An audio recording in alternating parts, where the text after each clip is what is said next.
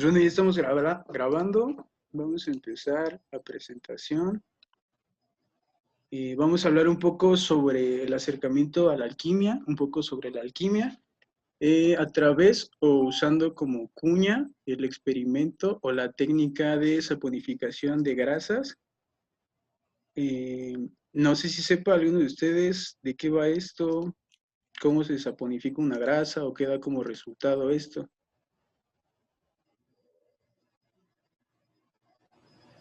¿Un jabón? Un jabón. Eh, Sí, con detergente. sí, justamente. Mm, Los jabones es un proceso que se hace a través de la saponificación de grasas. Pero bueno, antes que nada, buenas noches. Les agradezco por asistir hoy a esta aula virtual para compartir con todos ustedes un poco de la historia de la química. De antemano espero que tengan, bueno, que hayan tenido un excelente día, a pesar de todas las dificultades que estamos viviendo por este tema de la pandemia. El día de hoy o esta noche lo haremos de un actor importante, destacado y muy mencionado en este tiempo, o en esta, bueno, sí, en este tiempo. El uso del jabón es de lo más eficaz para la higiene personal, para desinfectarnos y prevenir riesgosas enfermedades, como el COVID o algunas otras enfermedades gastrointestinales, por decir cuando comemos. Este instrumento tan común y asequible para casi toda la población, pues la verdad ha pasado desapercibido, pero es de suma importancia. Los objetos materiales normalmente definen a las personas, los objetos nos definen a nosotros y a partir de eso podemos contar la historia a partir de nuestros objetos. Entonces, el día de hoy vamos a hablar un poco sobre el jabón y un aspecto histórico, un acercamiento histórico con él. Aquí en esta presentación les estoy mostrando lo que es uh, tres imágenes. Tres imágenes que no dicen nada hacia la vista, pero su trasfondo histórico es bastante amplio. La primera imagen, ¿sí ven mi cursor o...? Perdón, ¿sí? Sí, sí lo vemos. Sí, Ok. Esta primera imagen es una tablilla de los sumerios, una tabla de arcilla en la cual se solía escribir. Son de los primeros escritos que tenemos acceso, a los que tenemos acceso, perdón. En estos escritos, historiadores se han puesto a decodificarlos y menciona que usan una sustancia a partir de grasas animales y cenizas o algunas bases, como las conocemos ya actualmente, y usaban este tipo de sustancia o compuesto para lavar cosas, para lavar textiles principalmente. Entonces tenemos este primer dato que nos remonta hasta la historia de los sumerios. Los sumerios se ubicaban en Asia Occidental. Entonces, en esa parte de Occidente, pues empezó, se podría decir que esta historia.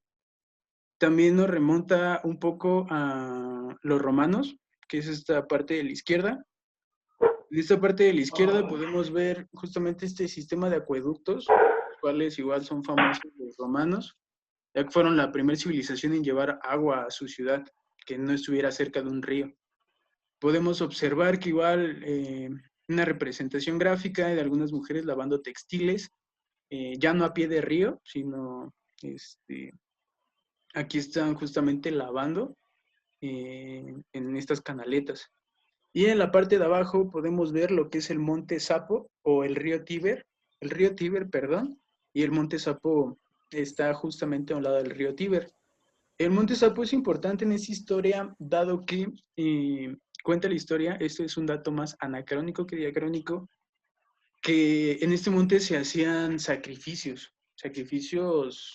pues de animales, y pues tiraban estos cuerpos al agua, y además pues obviamente en muchos rituales, sacrificios, se hacían fogatas. Al momento de tirar toda esta ceniza y tirar todas estas grasas animales al agua, cuentan los historiadores o se indaga que las personas a pie de río pues podían,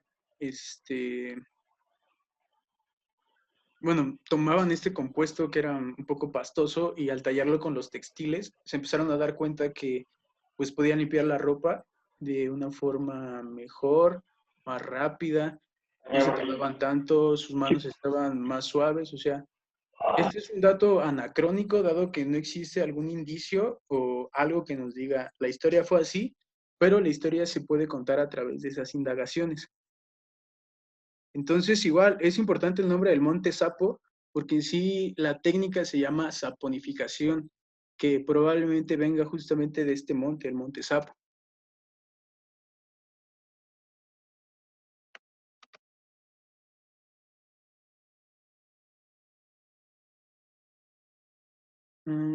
Después de esto, veremos un poco la ciencia a través de estos jabones. La ciencia a través de los jabones, algunas sustancias, moléculas, partículas, compuestos, están hechas de cosas llamadas iones. Los iones, en esta parte, si alcanzan a ver qué señalo. Sí. Una molécula de agua. Ajá, justamente creo que todos ya hemos sabido, o al menos hemos visto, cómo representan al agua. Como H2O es una molécula de oxígeno con 2 moléculas de hidrógeno.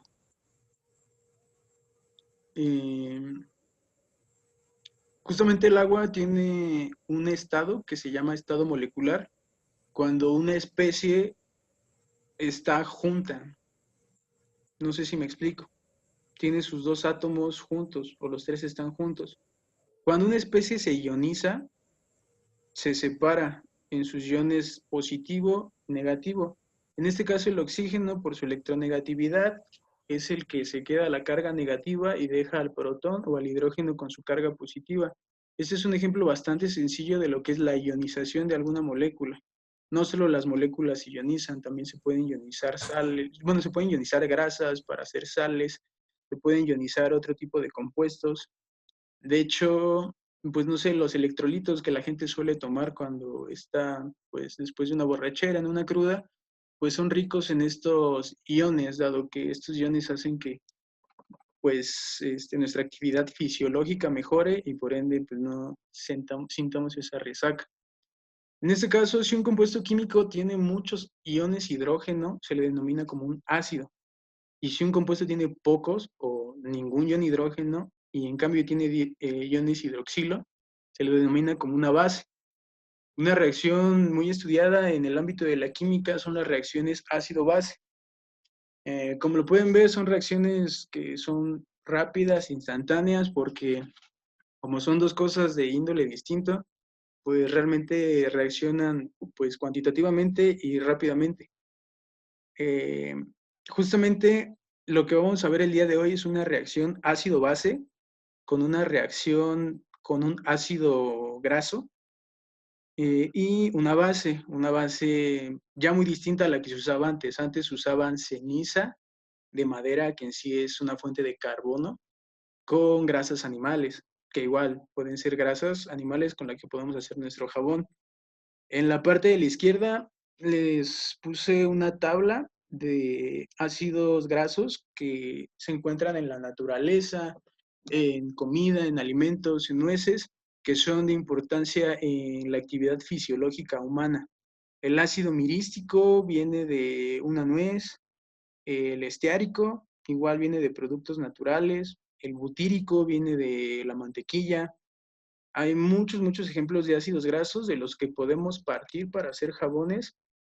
Y pues de este lado tenemos igual un ácido graso con 2 cadenas alquílicas y se trata con una base que es hidróxido de potasio para generar 2 moléculas, bueno, 2 sales y una molécula de glicerol. ¿Tienen alguna duda hasta ahorita o algo que quieran comentar? No, está bien, vas muy bien, te he entendido todo. Está bien. Ok. De mi Bueno, parte no. Todo bien. aquí puse algunos ejemplos de aceites y grasas que pues podemos encontrar Y como les mencioné, el aceite butírico, el aceite oleoico que viene de, pues justamente de esta planta, o bueno, de este fruto, el ácido araquídico que viene de los cacahuates y la trimiristina, que es un triglicérido justamente porque tiene, bueno, aquí son 3 gliceroles, 1, 2, 3.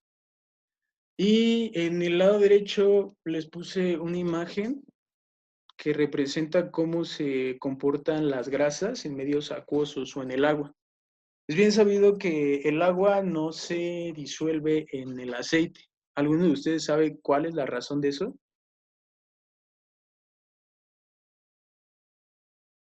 Pues ¿O se han porque preguntado por qué pasa eso? mm, tal vez porque el aceite tiene muchos grupos apolares, ¿no? Sí, justamente. Y en eso nos vamos a basar hoy, o bueno, ese es el fundamento, o realmente el por qué funcionan los jabones, ¿no? O por qué los usamos. Si nos damos cuenta, en la imagen de la derecha, es una dispersión de un lípido o una grasa en un medio acuoso. Los puntos rojos que vemos son átomos de oxígeno y los puntos amarillos son átomos de hidrógeno, es decir, H2O o agua. El agua se comporta de esta manera, bueno, se distribuye de esa forma y los lípidos se quedan entre los átomos, bueno, sí, las moléculas de agua, perdón. Igual, no sé si se han dado cuenta cuando están comiendo caldito de pollo ahí con su abuela, con la tía, pues que existen estas gotas de aceite, ¿no? Que por más que las agitemos o las mezclemos, pues no van a desaparecer, ¿no? Este comportamiento es un comportamiento al que se le denomina o se le conoce como micelar. Es decir, que en una cadena hidrocarbonada o en un ácido graso tenemos una parte apolar, que es una cadena alquílica de átomos de carbono, que son estos amarillos. Estos puntitos amarillos vendrían siendo estos puntos que hay en cada intersección. Son átomos de carbono. Los rojos son hidrógenos que en la representación de arriba no se ponen por comodidad, pero que siguen estando ahí. CH3, CH2, CH2, CH2, hasta llegar hasta acá. Y cuando llegamos al último tenemos a este grupo carboxilo de importante uso en la industria farmacéutica, que es muy reactivo, o bueno, no es muy reactivo, pero tiende a reaccionar mucho más que una cadena hidrocarbonada. Y ustedes se preguntarán por qué. Esto recae en que esta cadena hidrocarbonada, si se dan cuenta, son puros átomos de carbono. En sí son todos iguales, confieren en la misma estabilidad y podríamos decirle que son neutros o que casi no reaccionan. Pero en el otro lado, en el grupo carboxilo, tenemos dos átomos de oxígeno, los cuales su electronegatividad o su tendencia a jalar electrones es amplia, es grande, es abundante.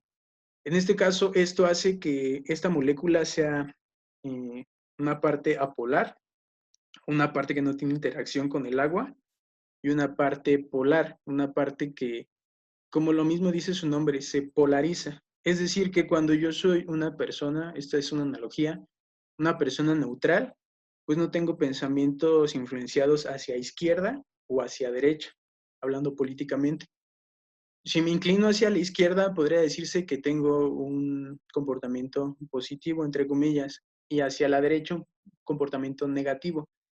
Pero en realidad, si es neutral, bueno, en este caso podríamos poner que la cadena hidrocarbonada es la parte neutral, la que no reacciona, la que es hasta cierto punto muy estable, y la parte polar, que sería, puede ser polar hacia el positivo o polar hacia el negativo, y sigue teniendo las mismas características. Es decir, que puede ser una sal catiónica o aniónica. ¿Esto qué quiere decir? Sabemos que el agua es un compuesto polar, es un compuesto que se le conoce como el disolvente ideal, porque casi, solo casi, disuelve a todas las sustancias, pero no a todas. Disuelve a las sustancias polares, pero a las apolares no las puede disolver. Por eso mismo es que el aceite o los ácidos grasos no se disuelven en el agua. De hecho, Mientras más grande es esta cadena hidrocarbonada, menos soluble en agua es el ácido. Si pusiéramos un ejemplo, este es un ácido de 18 átomos de carbono. Se le conoce como el ácido oleico. Pero si tuviéramos un ácido con una cadena de carbonos, no sé, hasta este punto, ¿alguien me podría decir si es soluble o si es más soluble o menos soluble en agua?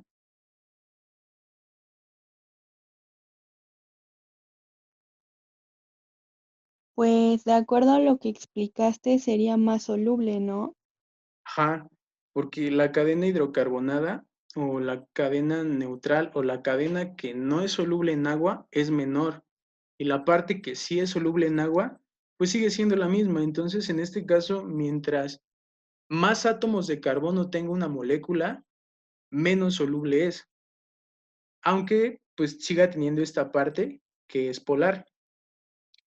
Básicamente en eso reside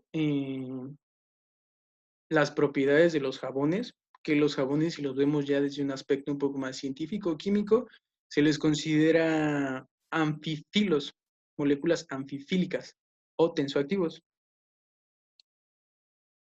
Aquí podemos ver, esta es otra representación de lo mismo, es el ácido esteárico, perdón, que tiene una cadena hidrofóbica, hidro, agua, fobos, miedo, entonces no le gusta el agua, no se mezcla en el agua, y una cabeza polar, una cabeza que sí puede mezclarse en el agua.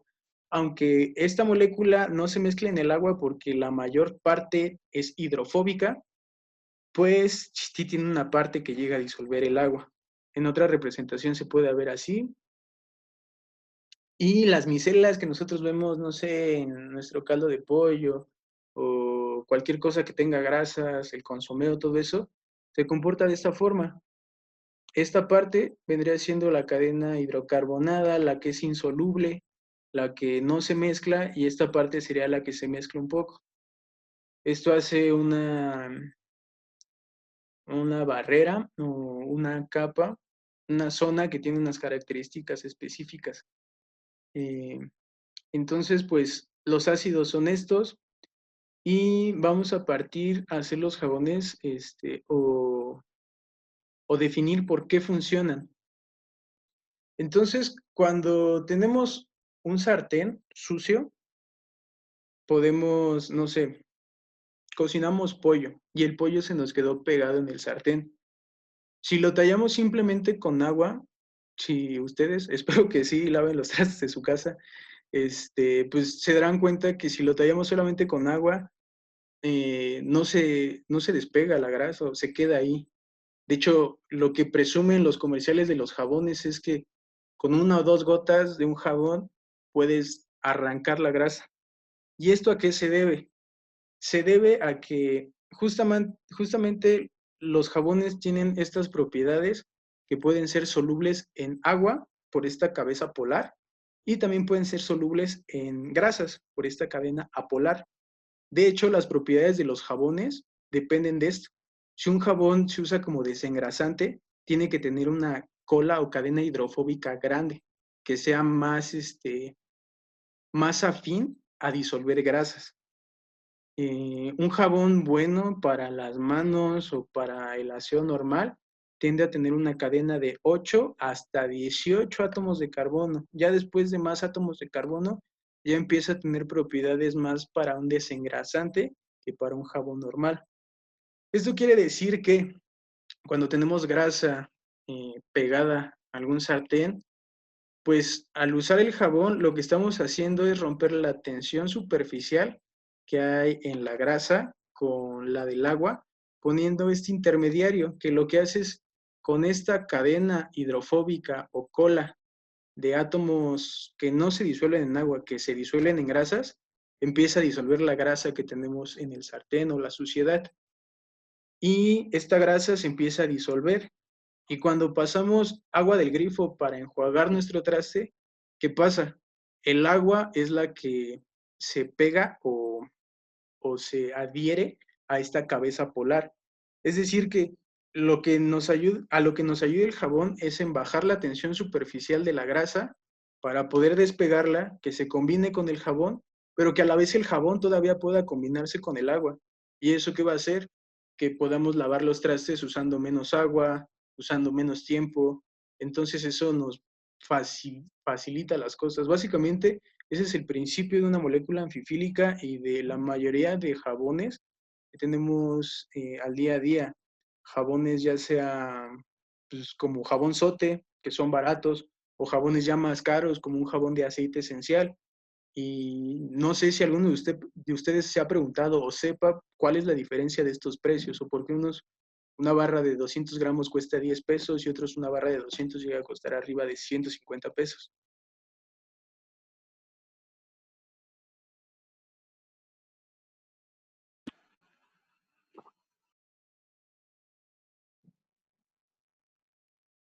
No, la verdad no sé por qué, No, la verdad pero no. sí he visto esos precios en el mercado. Esto depende mucho de justamente la grasa o el aceite del que vamos a partir. Los aceites de uso comercial, como el aceite bueno, como el jabón sote y todo eso, vienen de grasas animales, vienen de la grasa de los puercos, de las vacas. Todas esas grasas, primero se les da un tratamiento de neutralización para llegar a un pH neutro, después se les quita el olor y todo esto calentándolos, y por último se les agrega hidróxido de sodio o hidróxido de potasio para poder hacer este proceso de saponificación y que queden muchas barras. El costo radica justamente en que partimos de una grasa animal. Hay jabones que llegan a ser muy costosos por estas propiedades que les infiere el jabón, bueno, el aceite, perdón. Es decir, que si estamos hablando de un aceite esencial o de un aceite virgen o extra virgen, pues los costos están rondando arriba de 250 pesos un aceite extra virgen, un litro de aceite extra virgen, ya sea de romero, de ricino, de árbol de té, de nueces. Entonces,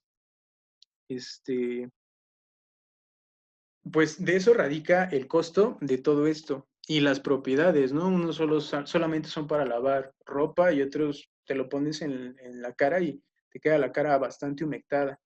Entonces radica mucho de esta parte. Aquí podemos ver la reacción de saponificación. Es una reacción ácido-base, donde tenemos, en este caso, un éster con un grupo hidroxilo o una base.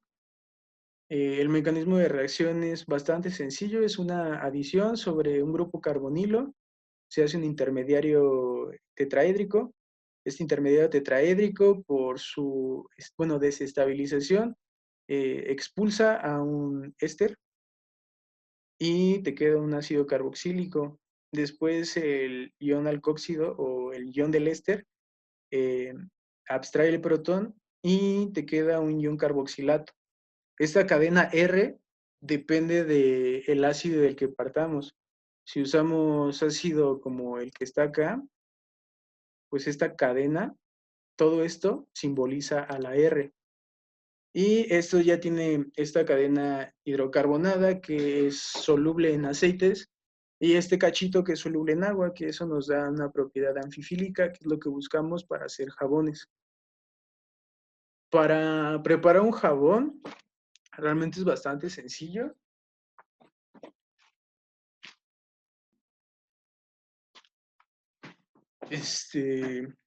Venden en la farmacia París hidróxido de sodio en presentación de 100 o 200 gramos.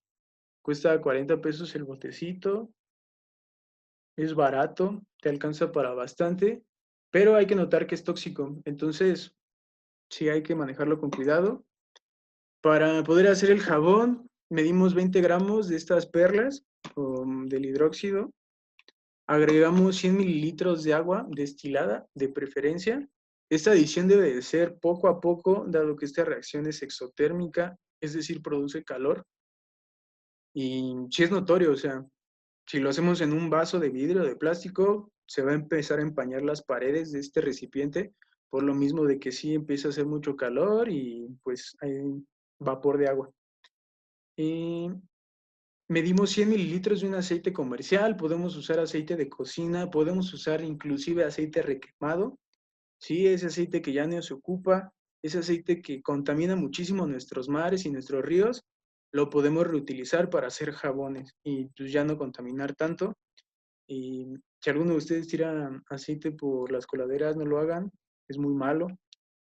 Y podemos usar este aceite requemado, simplemente lo tenemos que colar y para que no tenga impurezas y lo colocamos en un envase de 100 mililitros.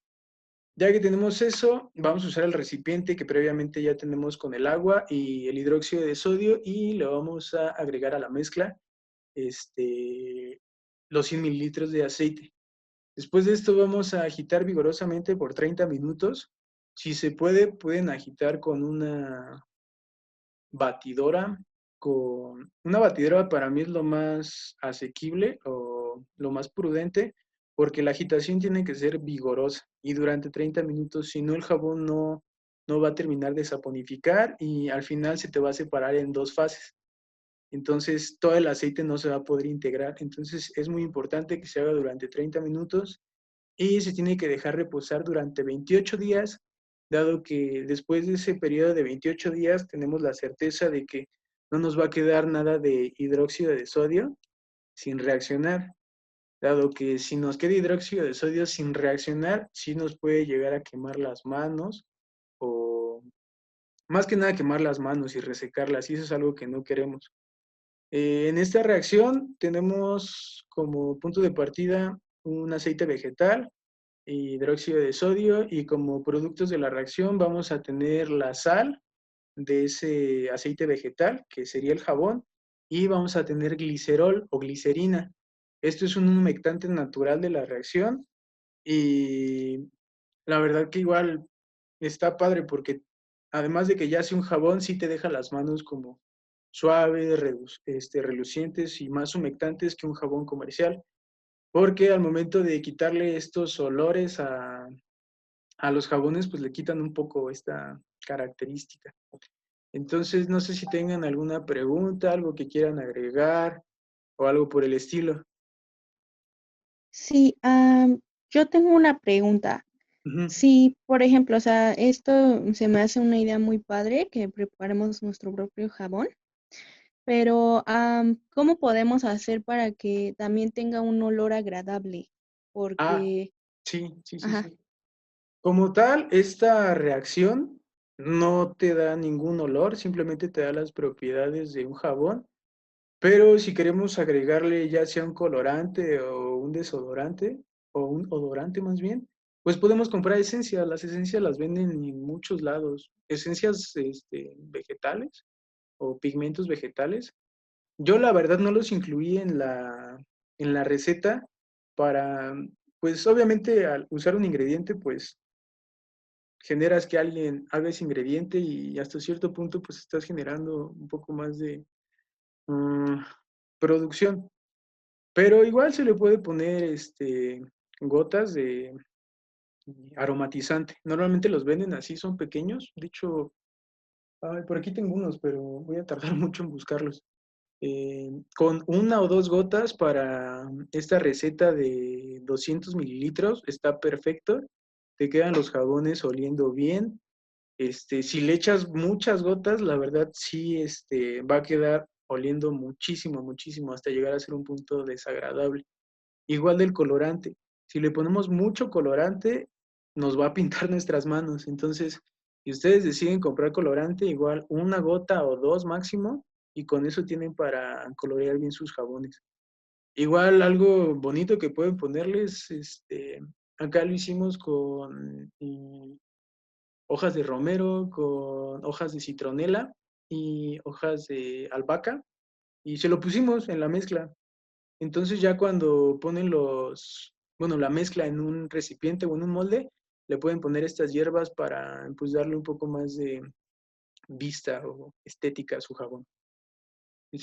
No sé si haya respondido tu pregunta o tengas alguna otra duda. no, sí, muchas gracias. Incluso la idea de las hierbas de olor me parece muy buena y creo que tienes otra pregunta en el chat.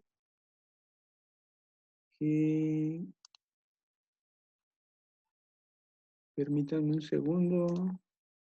Así el chat aquí está.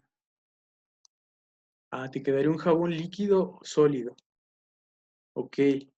Pues empezando por esto, ya cuando hablamos de la técnica o ya cuando nos podemos hacer esto a la práctica, vamos a partir de la mezcla de hidróxido de sodio con agua, que no va a tener color, y vamos a tener nuestras grasas o nuestro aceite. Cuando lo mezclamos, vamos a percibir claramente cómo empieza a aumentar la densidad, se empieza a hacer una mezcla más espesa y empieza a espesar un poco.